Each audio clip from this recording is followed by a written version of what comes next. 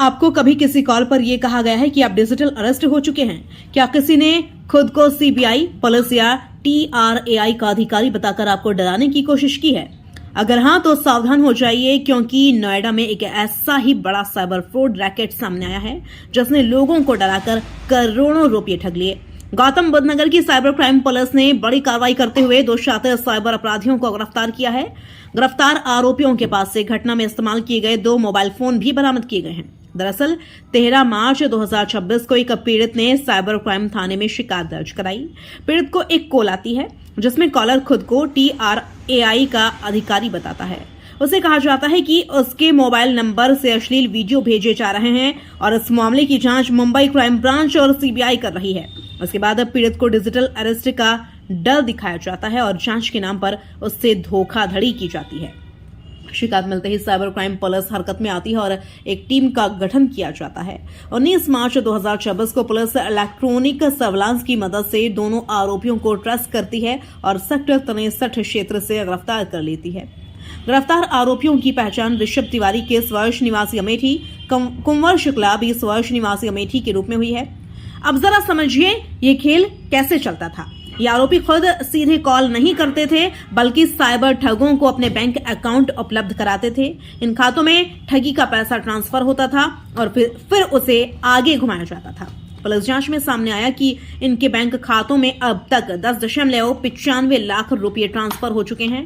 और सबसे चौंकाने वाली बात, इनके संयुक्त बैंक खातों के खिलाफ देश के अलग अलग राज्यों से 6 शिकायतें दर्ज हैं। उत्तर प्रदेश, महाराष्ट्र, तमिलनाडु, दिल्ली, बिहार, जम्मू कश्मीर। और इन मामलों में अब तक करीब 4 करोड़ 17 लाख रुपए की ठगी की जा चुकी है। इस मामले में थाना साइबर क्राइम में BNS की धाराओं 308(2), 318(4), 319(2) और IT एक्ट की धारा 66D के तहत मुकदमा दर्ज किया गया है।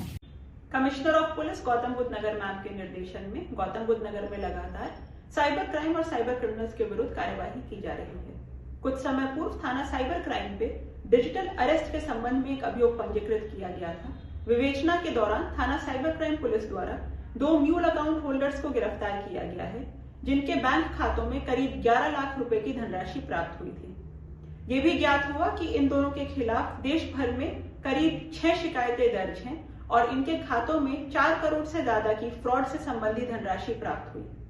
यदि कोई भी व्यक्ति आपको गवर्नमेंट का रिप्रेजेंटेटिव या पुलिस बन के संपर्क करता है और किसी भी नाम से पैसे मांगता है, जैसे कोर्ट प्रोसीडिंग्स, बैंक डिपॉजिट आदि, तो इस स्कैम के शिकंजे में ना आए और इसको तुरंत 1930 या NCRP पोर्टल पे दर्ज करवाएं।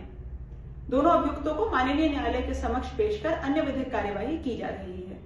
अब जरा सोचिए, एक फोन कॉल, कुछ मिनट की बातचीत और आपकी मेहनत की कमाई पल भर में गायब। आज डिजिटल अरेस्ट जैसे फर्जी शब्दों का इस्तेमाल करके लोगों को डराया जा रहा है और डर ही इन लोगों का सबसे बड़ा हथियार बन चुका है। याद रखिए, डिजिटल अरेस्ट जैसी कोई चीज नहीं होती। कोई भी पुलिस, CBI या ED आपको फोन पर अरेस्ट नहीं कर सकती। अगर कोई खुद को अधिकारी बताकर डराता है तो घबराइए नहीं, तुरंत 1930 हेल्पलाइन पर शिकायत करें या नेशनल साइबर क्राइम पोर्टल पर रिपोर्ट करें। तो अगली बार अगर कॉल आपको डराने की कोशिश करे तो डरिए मत, समझिए और तुरंत शिकायत कीजिए, क्योंकि जागरूकता ही सबसे बड़ा चुनाव है। सतर्क रहिए, सुरक्षित रहिए।